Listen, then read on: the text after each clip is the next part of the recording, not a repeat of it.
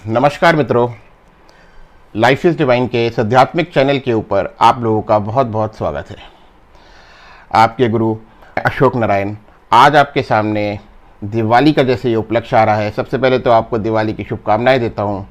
और दिवाली अब 3-4 रोज़ 5 रोज़ बाद ही है, तो मुझे लगा कि आज इस टाइम पे सबसे बड़ा टॉपिक जो इस टाइम पे होना चाहिए वो माँ लक्ष्मी होनी चाहिए। और आज मैं माँ लक्ष्मी के बारे में कुछ ऐसे गूढ़ रहस्य देने के लिए जा रहा हूँ जिसको अगर आप लोगों ने अपने जीवन में उतार लिया, समझ लिया, मुझसे ले लिया, तो एक बात की मैं आपको गारंटी देता हूँ कि माँ लक्ष्मी से रिलेटेड जितनी भी आपके जीवन के अंदर प्रॉब्लम्स होती हैं, जैसे कि हम लोग बोलते हैं कि माँ रुकती नहीं है, लक्ष्मी हमारे यहाँ रुकती नहीं है, लक्ष्मी की समस्याएं हैं, लोग काम धंधा कर रहे हैं उसके अंदर उनकी उन्नति नहीं हो रही है, जो जॉब के अंदर है उनके प्रमोशंस नहीं हो रहे हैं, उनको दिक्कत हो रही है फाइनेंशियल। आपके खर्चे जो हैं, अगर मान लीजिए आपकी आमदनी 1 लाख रुपए की है, खर्चे जो हैं 1,10,000 रुपए के हैं। बहुत सारे लोग ये बात बोलते हैं कि गुरुजी पैसा आता तो बहुत है लेकिन रुकता नहीं है।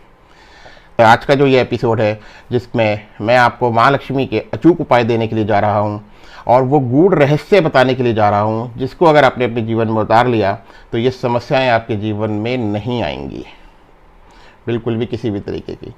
तो इस एपिसोड को पूरा आखिर तक सुनिए, समझिए और इनको मेरे से आज ले लीजिए, जिनको मैंने बहुत रिसर्च के बाद में, बहुत सालों की एक तरीके से आप बोल सकते हैं खोज के बाद में जिन चीज़ों को मैंने निकाला है और जिन चीज़ों को निकाल के मैंने आज आप लोगों के सामने ला रहा हूँ, उनको समझिए और अपने जीवन के अंदर उतार लीजिए। मुझे कोई 15-16 साल हो गए हैं ज्योतिष को पूरी तरीके से करते हुए, आध्यात्मिक क्षेत्र के अंदर पूरी तरीके से। मैं पहला मुझे याद पड़ता है आज से कोई 1999 में मैंने पहली एक कोई प्रेडिक्शन करी थी जिसमें मेरे कोई एक साथ के सज्जन थे, उनका हाथ देखने के बाद मैंने उन्हें बोला था कि आप जो हो विदेश में जाके रहेंगे। उस टाइम उम्र भी उनकी कम थी, मेरी उम्र भी कम थी, लेकिन हकीकत यही हुआ कि कुछ सालों के बाद में मुझे तो वो 10-15 साल बाद मिले तो पता चला कि वो विदेश के अंदर सेटल्ड है। 2007-8 से मैंने पूर्णतः इस काम को किया और हमेशा मैं ये देखता रहा कि ज़्यादातर लोग जो हमारे पास में, हम लोगों के पास में आते हैं, एस्ट्रोलॉजर्स के पास में, गुरुओं के पास में, ज्योतिषों के पास में, और तो उनकी सबसे बड़ी समस्या जो होती है वो यही होती है कि लक्ष्मी नहीं रुक रही है, लक्ष्मी चलायमान है, लक्ष्मी का स्रोत नहीं बन रहा है, और अगर काम धंधे शुरू हो गए तो वो उनके अंदर उन्नति नहीं हो रही है, काम धंधे बढ़ नहीं रहे हैं। तो आप समझिए इस बात को कि लक्ष्मी जो है हमारे जीवन में, लक्ष्मी का जो महत्व है वो सबसे ज़्यादा है। बहुत सारे लोग मैंने ऐसे देखे जो बोलते हैं कि नहीं गुरुजी हम तो खाली हाथ आए थे, खाली हाथ चले जाएंगे, हम तो फक्कड़ हैं, हम तो ये हैं, हम तो वो हैं। और बहुत सारे लोग ऐसे ही मैंने देखे जो कि महिमा मंडल कर रहे होते हैं कि हम तो दरिद्र नारायण हैं। कोई दरिद्र नारायण नहीं होता, नारायण कभी दरिद्र नहीं होते, नारायण के साथ में हमेशा लक्ष्मी होती हैं, ठीक है। और अगर कभी ऐसा हुआ कि लक्ष्मी नहीं है तो नारायण भी समस्या के अंदर आ गए, ऐसा भी एक उल्लेख है हमारे शास्त्रों के अंदर। तो मेरे कहने का मतलब क्या है कि लक्ष्मी के बगैर कोई भी कार्य नहीं होता है। लोग बोलते हैं खुशी से लक्ष्मी का कोई लेना देना नहीं है गुरुजी। नहीं है, बिल्कुल है खुशी से लेना देना। बिना लक्ष्मी के आप जीवन के अंदर कोई चीज़ कर ही नहीं सकते हैं। आपके पास कोई चीज़, कोई व्यवस्था आपको चाहिए, आपको मान लीजिए धर्म का कोई काम करना है, आपको मंदिर बनाना है, आपको भंडारा करना है, आपको कोई भी व्यवस्था बनानी है, भंडारा करने के लिए, आपको खाना करवाने के लिए, कोई भी व्यवस्था करने के लिए आपको धन की ज़रूरत पड़ेगी, आपको माँ लक्ष्मी की ज़रूरत पड़ेगी। कोई मंदिर में संकल्प लेना है, कोई चीज़ करनी है, कोई पूजा, कुछ भी व्यवस्था है उसके अंदर जीवन शुरू होता है और जीवन का जो अंत होता है उसमें शुरू से अंत तक लक्ष्मी का पूर्ण महत्व है। आज के समय में तो जीवन जब शुरू हो रहा होता है तभी 1,00,000-1,25,00,000 रुपए खर्च हो जाते हैं जीवन, जिंदगी आने के लिए, जन्म होने के लिए। और मृत्यु के समय के ऊपर भी हज़ारों रुपए खर्च होते हैं जिससे मृत्यु होती है और मृत्यु के बाद के सारे आपके कार्यक्रम किए जाते हैं, सब क्रियाएं होती हैं। तो मेरे कहने का मतलब क्या है कि आप लोग कोई भी जो इस तरीके के सब बात सोचते हैं, करते हैं, उनको नहीं सोचना चाहिए। लक्ष्मी के महत्व को समझिए। आप समझिए कि सुबह 7 बजे से मैंने कई लोग देखे, कई फैमिलियाँ देखी, कई व्यवसायी ऐसे लोग देखे जो कि सुबह सुबह उठते हैं और उठते ही अपने कार्य के लिए चले जाते हैं। उनके बच्चे नहीं जगे होते तब तक, और रात को जब वो घर आते हैं तो उनके बच्चे सो चुके होते हैं, उसके बाद वो लोग घर आते हैं, ठीक है। कुछ लोग मैंने ऐसे देखे जहाँ पति पत्नी दोनों काम कर रहे हैं, बच्चे स्कूल जा रहे हैं, वहाँ से क्रैच में जा रहे हैं, कुछ बच्चे हॉस्टल में रह रहे हैं। तो ये सब कुछ किस लिए हो रहा है? लक्ष्मी के लिए तो हो रहा है। सारी लड़ाई लक्ष्मी की है ठीक है। बहुत सारे लोग मैंने देखे, जैसे हम दिल्ली एनसीआर के अंदर बैठे हुए हैं तो हम देखते हैं कि बहुत सारे लोग ऐसे हैं जो कि बिहार से आए हुए हैं, छोटे गाँव से यहाँ के शहर के अंदर बस गए हैं और वहाँ पर जाके मेहनत कर रहे हैं, पैसे इकट्ठे कर रहे हैं और अपने गाँव में वापस भेज रहे हैं। बहुत से लोग तो ये देखिए आप शहर छोड़ देते हैं अपना, बहुत से लोग अपना देश छोड़ देते हैं लक्ष्मी के लिए कि पैसों का स्रोत बन जाए, पैसे आएँ। तो बिल्कुल भी इस चीज़ को मत कहिए, ना कहिए कि लक्ष्मी का कोई महत्व नहीं है, लक्ष्मी की इतनी ज़रूरत नहीं होती, लक्ष्मी तो हाथ का मैल है, लक्ष्मी तो ये है। ऐसा कुछ भी नहीं है। मेरी आज जिस टॉपिक को मैं ले आया हूँ और आज जो मैं आपको चीज़ें बताने के लिए जा रहा हूँ, आप उनको समझिए और उनको अपने जीवन के अंदर उतारिए और इस बात को समझिए कि लक्ष्मी ही सब, लक्ष्मी का बहुत बढ़िया। ठीक है, मैं कह रहा हूँ कि लक्ष्मी से हर काम नहीं होता, लेकिन बहुत सारे काम ऐसे हैं आपके जो लक्ष्मी के बगैर भी नहीं होते। ठीक है, तो अब आप ये कहेंगे कि गुरुजी अगर ये इतनी ही बड़ी चीज़ है तो रहस्य में क्यों है? इसके तो मतलब ये तो उजागर होना चाहिए था, ये बिल्कुल ही सामने होना चाहिए। तो आप ये समझो कि पैसे वाले लोग हिंदुस्तान में, अगर हिंदुस्तान के कंटेक्स्ट में बात करें तो कितने होंगे? मुश्किल से 5% जो कि बिल्कुल ऊपर होंगे। ठीक है, उसके नीचे आपका अपर मिडिल क्लास आएगा, मिडिल क्लास आएगा, लोअर मिडिल क्लास आएगा, फिर सबसे नीचे तबके का आएगा। सबसे नीचे का तबका जो होता है वो सबसे ज़्यादा है। इसका मतलब क्या है कि वो कहीं कुछ रहस्य हैं जो कि आम जनता तक भगवान नहीं देता, सृष्टि नहीं पहुँचाती। सृष्टि अपनी गोपनीय चीज़ों को गोपनीय रखने की पूर्णतः कोशिश करती है। मैंने बड़े बड़े ज्योतिषी देखे, बड़े बड़े तांत्रिक देखे कि जिनकी अगली पुष्ट नहीं होती। मैंने साइंटिस्ट के ऊपर स्टडी करी, साइंटिस्ट देखे थे जिनके आगे बच्चे नहीं हुए। मतलब कहने का क्या है, जो कि सृष्टि के रहस्यों को समझने लगे, सृष्टि के रहस्यों को पढ़ने लगे और रहस्यों तक पहुंचने लगे, उनकी खोज करने लगे, सृष्टि ने उनको रोक दिया कहीं ना कहीं पर। तो अगर कोई चीज़ इतनी, जिसका इतना सिग्निफिकेंस है, इतना ही ज़्यादा इतना सिग्निफिकेंस है और इतना ही वो है, तो इतनी आसानी से सृष्टि आपको वो चीज़ लेनी नहीं देगी। तो हमने भी इसके ऊपर इतने साल मेहनत करी, इतने साल पहुंचने के बाद में निष्कर्ष, जैसे मैंने एक वास्तु की किताब बनाई, मैंने 7 साल 8 साल उसके ऊपर काम किया। पहले तो मैंने 15 साल पहले वास्तु पढ़ा, उसके बाद में 15 साल तक मैं उसको समझता रहा, पढ़ता रहा, करता रहा। बहुत सारे मैंने इंस्टीट्यूशन, बहुत सारी जगहें, बहुत सारे घर, बहुत सारी फैक्ट्रियाँ को वास्तु किया। उसके बाद में मैंने उन सब चीज़ों को एक किताब के अंदर उतार दिया। किताब को लिखने में भी 2-3 साल लग गए, किताब को बनने में भी टाइम लगा बहुत। उसके बाद में किताब तैयार हुई और वो किताब आप लोगों तक पहुँची। तो अब एक इंसान की जो 10 साल की मेहनत थी, 15 साल की मेहनत थी, वो आप लोगों ने एक दुकान पर जाकर मिनटों के अंदर खरीद ली। ठीक है, तो आप समझ रहे मैं क्या कह रहा हूँ कि वो सारी नॉलेज जो है वो आपको ट्रांसफर हो रही है मिनटों के अंदर। इसी तरीके से अगर लक्ष्मी की नॉलेज बाहर आ जाएगी, लक्ष्मी की नॉलेज अगर पूर्णता उजागर हो जाएगी, तो लक्ष्मी की समस्याएं कुछ हद तक कम हो जाएंगी। इसी बात को लेकर मैं इस अभी एपिसोड को बनाया हूँ और ये आप लोगों के सामने लेके आया हूँ कि आपको इस चीज़ को समझना चाहिए कि लक्ष्मी एक बहुत बड़ी चीज़ है और जिसके महत्व को हमें समझना चाहिए। और वो लक्ष्मी का स्रोत किस तरीके से बनेगा, कैसे आएगी लक्ष्मी हमारे पास में और कैसे रुकेगी लक्ष्मी हमारे पास में, उसको हमें समझना बहुत ज़रूरी है। चलिए एक एग्जाम्पल लेते हैं। आप लोगों ने सुना होगा कि कहते हैं लक्ष्मी चलायमान है। ठीक है, लक्ष्मी कभी रुकती नहीं है। हर किसी के मुंह से आपने इस बात को सुना होगा कि लक्ष्मी कभी रुकती नहीं है। एक इंसान नौकरी करता है, 1 तारीख को, 3 तारीख को या 7 तारीख को उसके घर में एक रकम आती है जो उसका पूरे महीने की सैलरी होती है। उस सैलरी से वो अपना मकान का बिल देता है, मकान की किस्त देता है, गाड़ी की किस्त देता है, पानी का बिल, बिजली का बिल, सामान, ग्रॉसरी, मेडिसिन, सारी चीज़ें अपने घर की खरीदता है। ठीक है, वो पैसा जो होता है उन चीज़ों के अंदर जाना शुरू हो जाता है। मान लीजिए अब हम कोई एक टॉपिक उठा लेते हैं, ग्रॉसरी की दुकान उठा लेते हैं। ग्रॉसरी की दुकान के ऊपर उसने वो पैसा दिया, वहाँ से ग्रॉसरी वाले ने वो पैसा अपने लिए इस्तेमाल किया, वो एक चेन बनती चली जाती है। लक्ष्मी रुकती ही नहीं है। एक जगह से दूसरी जगह, दूसरी जगह से तीसरी जगह, तीसरी जगह से चौथी जगह, चौथी जगह से पांचवी, घूमते घूमते घूमते घूमते इसी से इकोनॉमी चलती है, ऐसे ही देश चलता है। ठीक है, तो अब लक्ष्मी को हम कैसे रोक सकते हैं? मान लीजिए आपके अकाउंट के अंदर 5 लाख रुपए आ जाए, आप देखिए आपको 5 लाख रुपए आते ही आपको ये हो जाएगा कि भाई मैं ये चीज़ खरीद लूँ, मैं वो चीज़ खरीद लूँ, मैं यही लक्ष्मी का स्वभाव है। लक्ष्मी चंचल हैं, वो कहती हैं इस बात को कि मैं चलायमान हूँ, मैं चलती रहूँगी।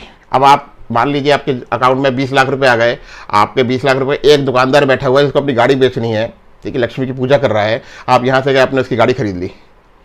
ठीक है, तो आपके अकाउंट से तो वो लक्ष्मी चली गई, लेकिन दूसरे के अकाउंट के अंदर आ गई वो भी लक्ष्मी की पूजा कर रहा था। इसी तरीके से मेरे कहने का मतलब क्या है कि लक्ष्मी जो होती है वो घूमी रहती है, चलती रहती है, चलती रहती है, चलती रहती है। श्री लक्ष्मी कभी भी रुकती नहीं है।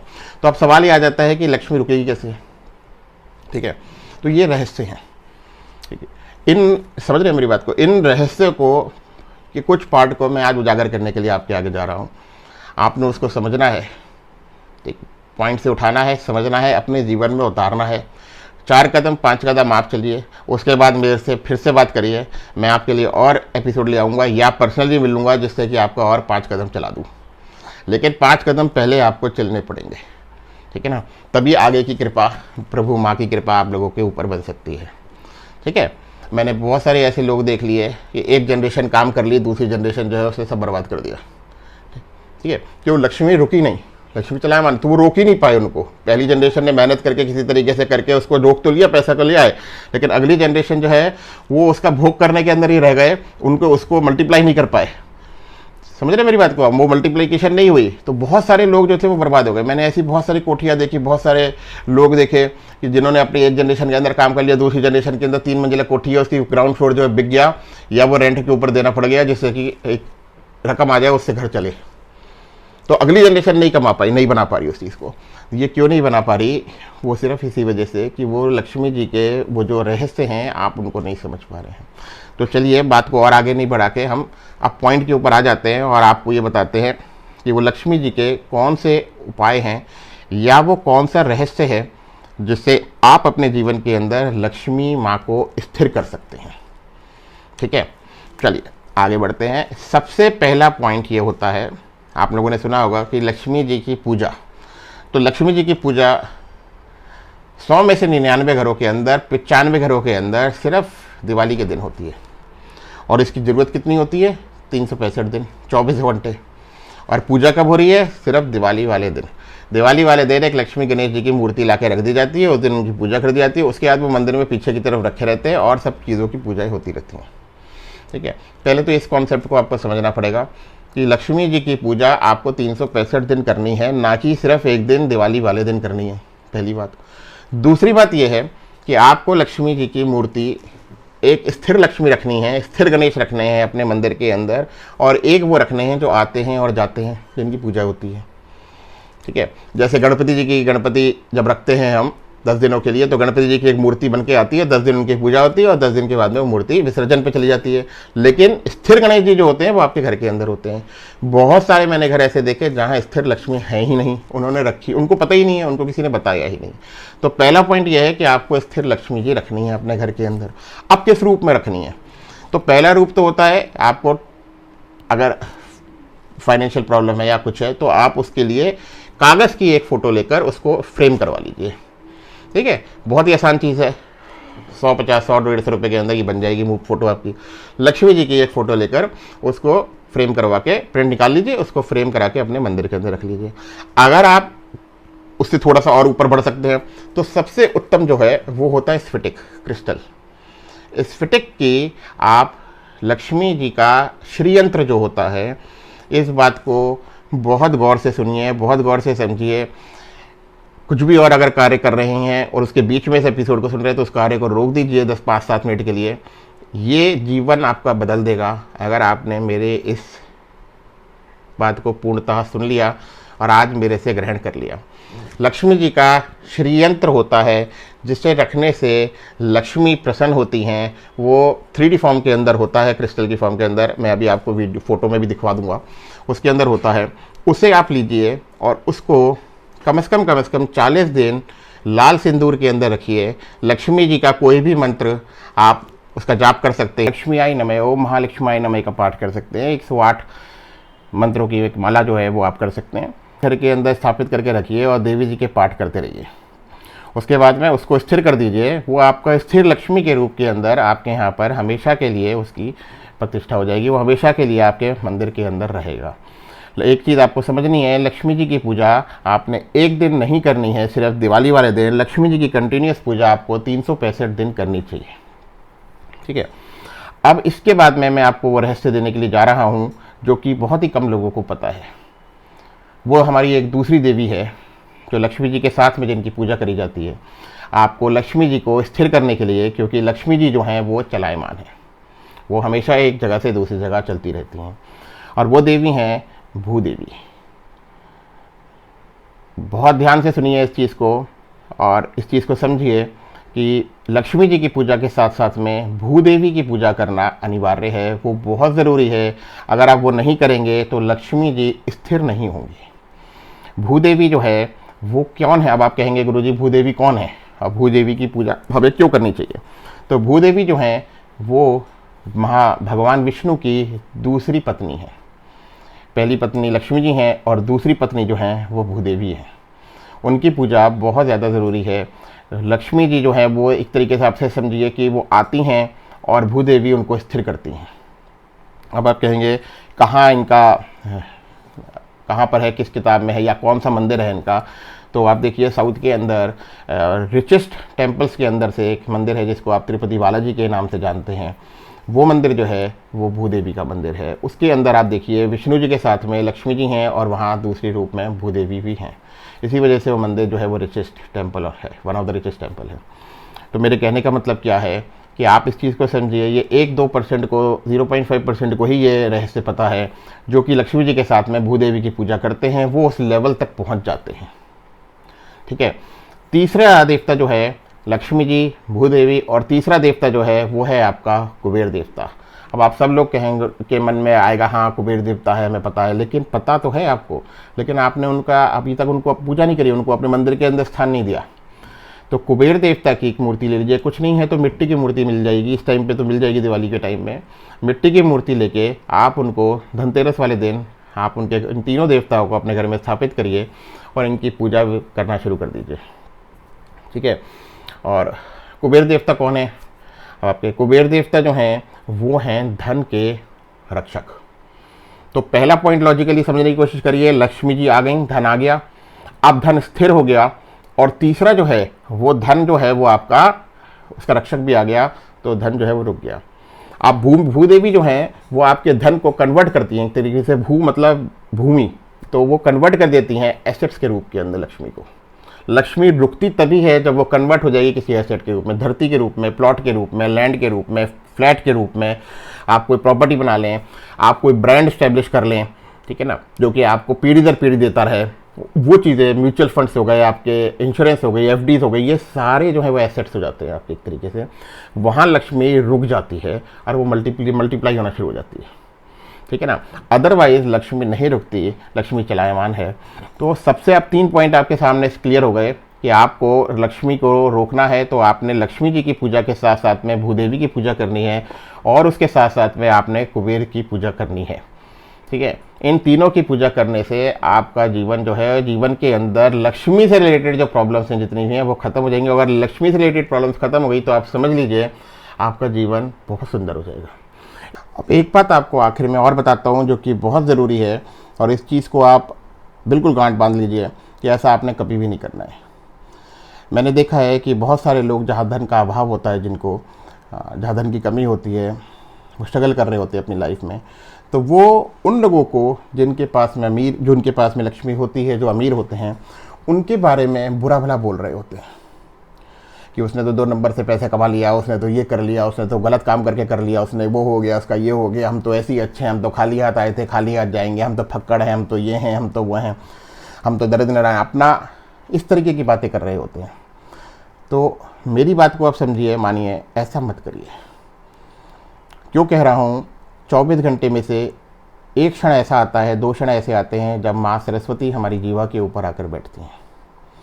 और जब माँ सरस्वती हमारी जीवा के ऊपर आकर बैठती हैं और आप जब कभी भी इस तरीके की नेगेटिव बातें अपने लिए लक्ष्मी को लेके बोल रहे होते हैं, या हमें तो ज़रूरत ही नहीं, हम तो खाली थे, या ऐसे आए थे, अलेक्जेंडर जो है वो खाली हाथ आया था, खाली हाथ किया था, उसने इतनी बड़ी बात लिखी थी। जब वो अपने जीवन में जिया था तब की देखिए, जब वो मर रहा है, मर गया, तब की आप बात कर रहे हैं, उसके मरने के बाद की उसकी कोटेशंस को याद कर रहे हैं। नहीं, ऐसा नहीं करिए। माँ को, लक्ष्मी की इज्जत करिए और कभी भी नेगेटिव मत बोलिए। हमेशा थ्रू आउट द डे आपको पॉजिटिव रहना है, मेहनत करनी है, माता का पाठ करना है, इन तीनों देवताओं की कृपा के लिए आपने अग्रसर रहना है। अपना बिजनेस, अपना कारोबार, अपनी नौकरी, जो कुछ भी आप करते हैं उसको पूर्ण निष्ठा से निभाइए। कभी भी किसी के लिए भी नेगेटिव बात मत करिए और बुरी बात मत बोलिए। उससे आपको कुछ हासिल नहीं होगा, बल्कि बैक ऑफ द माइंड के अंदर, आपके दिमाग के अंदर या सबकॉन्शियस माइंड के अंदर ये बात बैठती जाएगी कि लक्ष्मी की कोई इतनी ज़रूरत है ही नहीं अपने हमारे जीवन में, जबकि ऐसा बिल्कुल भी नहीं है। लक्ष्मी के बगैर कलयुग के अंदर आप कुछ भी नहीं कर सकते। ठीक है, तो इस एपिसोड को हम यहीं पर पूर्ण करेंगे, और एक बार फिर से मैं आपसे कहूँगा कि इस एपिसोड को ज़्यादा से ज़्यादा लोगों को भेजिए, लोगों को सिखाइए, लोगों को समझाइए, और अपने जीवन के अंदर भी पूर्णता इसको उतारिए। और जब आप 50% 60% तक पहुंच जाएं तो फिर से मेरे से बात करिए, मुझे मैसेज डालिए, बताइए, मैं और आपको एपिसोड बताऊंगा और चीज़ें बताऊंगा, जिससे कि आप 60% के बाद में 100% तक, 80%, 90% तक कैसे पहुंच सकते हैं। वो कुछ ऐसे तांत्रिक रहस्य, कुछ ऐसे रहस्य जो इस सृष्टि के अंदर हैं, और आप लोगों के साथ साझा करूँगा। ये दुआ करता हूँ कि आगे जो अब ये समय आ रहा है जिसके अंदर हमारे सारे त्यौहार आ रहे हैं। सबसे पहले आपका धनतेरस आ रहा है, नरक चौदस, छोटी दिवाली आ रही है, बड़ी दिवाली आ रही है, देवी महाकाली की पूजा आ रही है, दिवाली की रात को होती है, सरस्वती पूजन होता है, और तंत्र के अंदर तो बहुत सारी चीज़ें हैं जो कि करी जाती हैं। उसके बाद में आपका गोवर्धन पूजा आ रही है, फिर आपकी दूज की पूजा आ जाएगी, छठ की पूजा आ रही है। सब त्यौहार हैं। आप लोगों को बहुत बहुत बधाई देता हूँ, बहुत बहुत शुभकामनाएं देता हूँ कि ये सारा त्यौहार का जो आपका समय आ रहा है आपका बहुत अच्छा हो, और आपका जीवन के अंदर खुशहाली रहे। माता दश महाविद्याओं की, माता बगलामुखी की आप लोगों के ऊपर हमेशा कृपा बनी रहे। प्रणाम।